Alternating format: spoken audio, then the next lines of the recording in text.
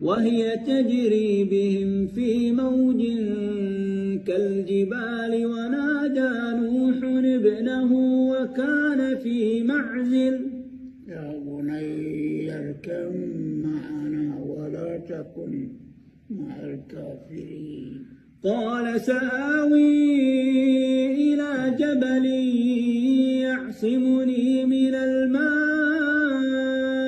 قال لا عاصم اليوم من أمر الله إلا من رحم وحال بينهما الموج وكان من المغرقين